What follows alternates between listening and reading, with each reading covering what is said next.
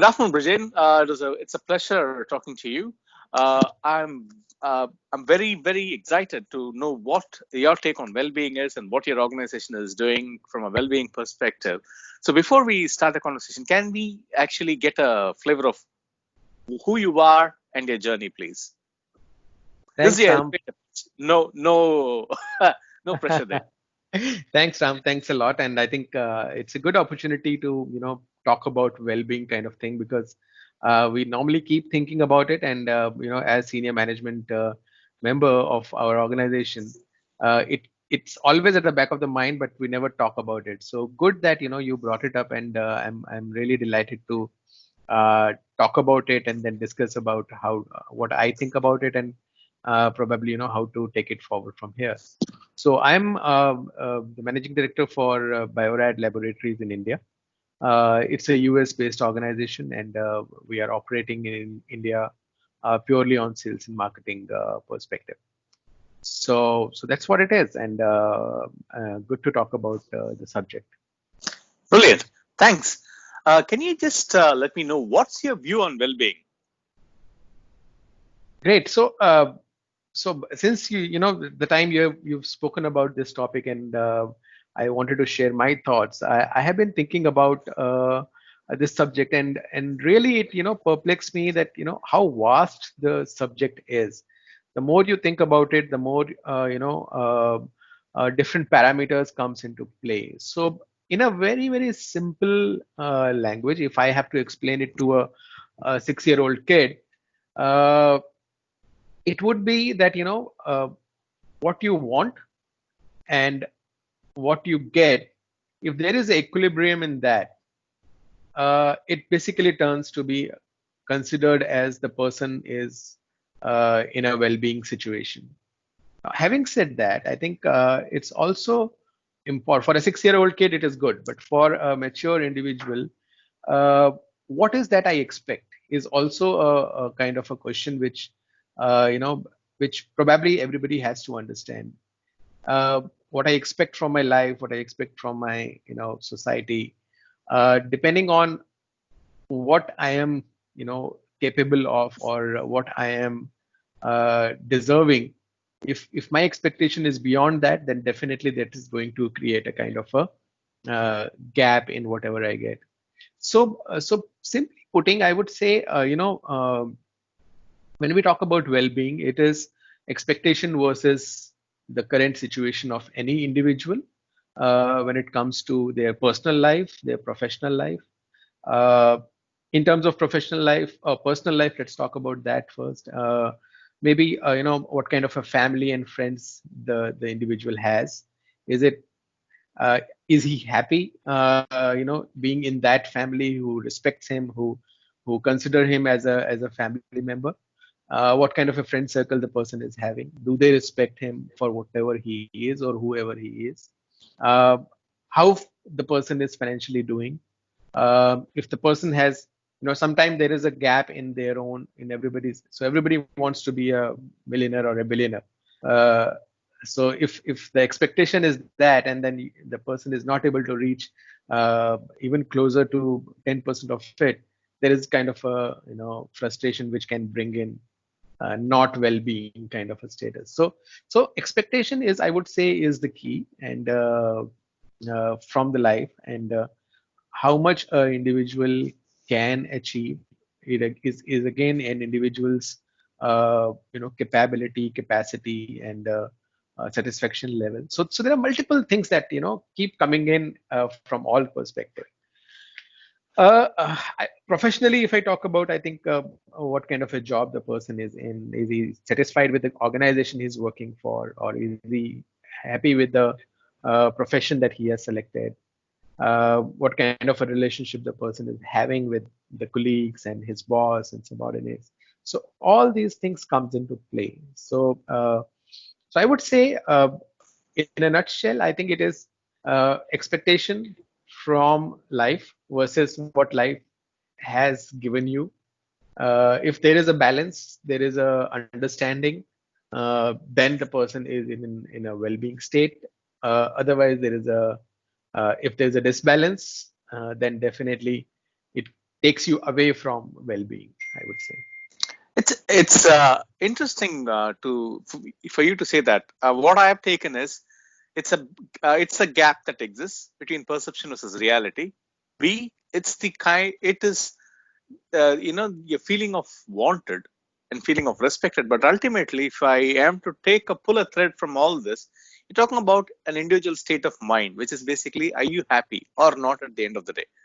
If Absolutely. that is the case, as a society, I think we have always been, geared to work more, achieve more. Success has been equated to monetary, success alone, rather than a spiritual well-being and an emotional, success and so on and so forth. So it's an interesting take on that. And I think, given that we've all been in a state of lockdown, and given that we are at the moment sitting inside the house reflecting on what life has got to offer, suddenly it becomes a different conversation. And I can see what is happening as a result. Now, there are a lot of people approach well-being in a different way. I know your organization, you do things in a different way to someone else who does things in a different way. So, from a corporate point of view, what do you have a well-being strategy in place to start with, or is it basically it's your well-being strategy for your country, or how does it work? What is your do you advocate having a corporate strategy across the globe for an organization, and then letting individual countries to customize it, or do you have to have a strategy at all because it's about how people feel, isn't it? What is your take on that? Uh, that's a very, very, interesting topic, because when I talk about that in our organization, there are mixed kind of responses that I get from management. Uh, when you talk to people like HR and things like that, they feel that yes, we should have this as a kind of a subject.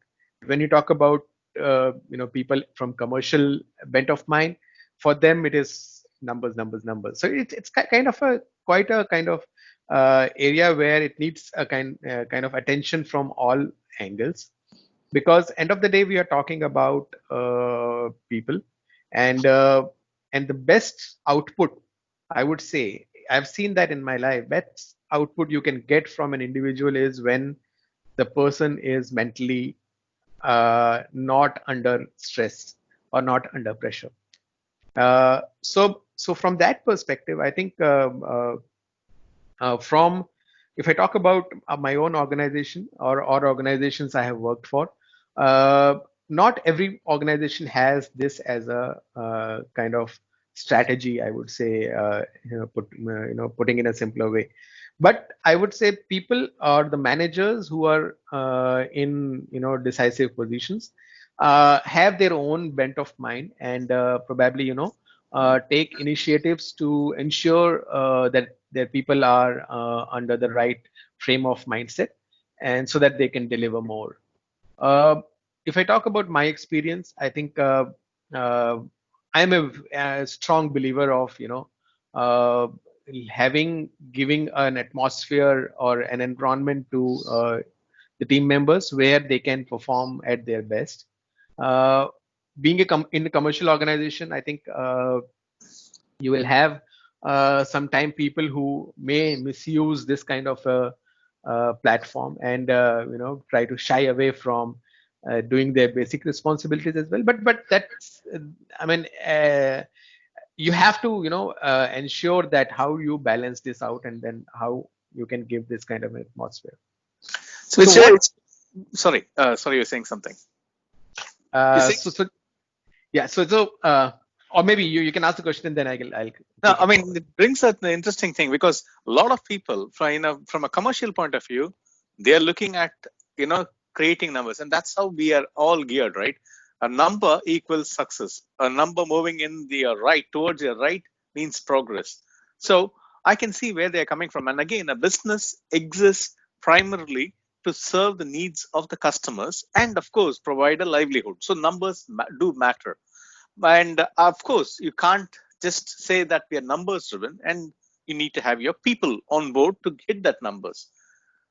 Do you guys measure how well-being impacts performance, because then you would be able to quantify how addressing that would then help achieve that numbers. Do you guys do that? I would say not directly. Having said that, in all our reviews, uh, there are topics that cover little bit of well-being. For example, uh, we whenever there is a kind of a quarterly review with so every manager is supposed to talk to the subordinate on one-on-one basis and discuss few things. One is how the business is performing. Second is what are the challenges the individual is facing. So this has a bit of deep diving into the individual's challenges. It can be personal, it can be professional. So Okay. if it is professional, definitely we as superiors or bosses can help the individual overcome these challenges.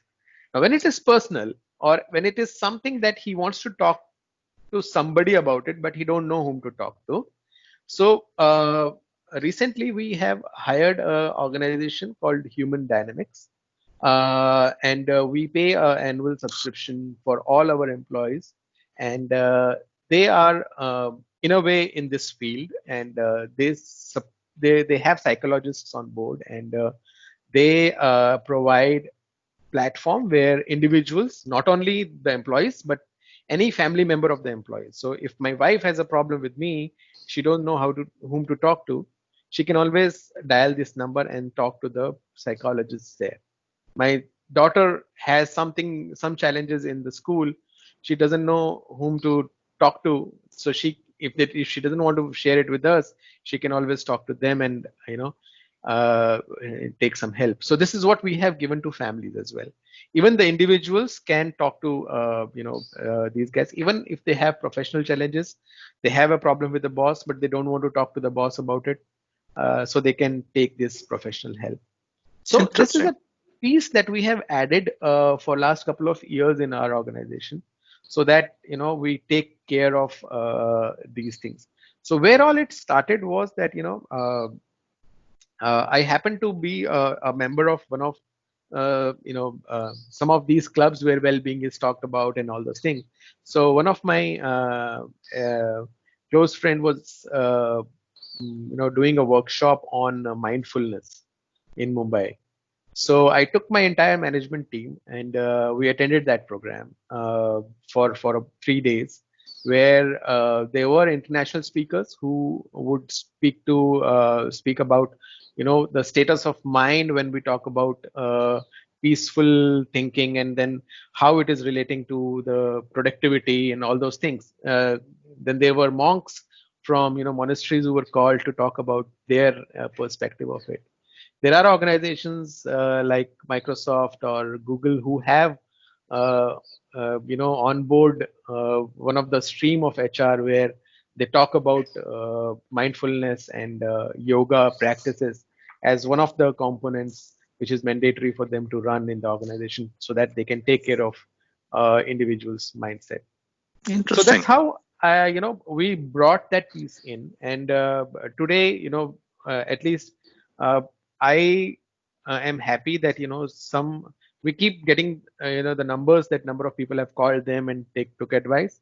It's confidential, so we don't know what exactly was that, but if there is something alarming, for example, if there is some kind of tendency shown by an individual that the person can get into a suicidal mode, then they immediately inform us and we can take remedial actions.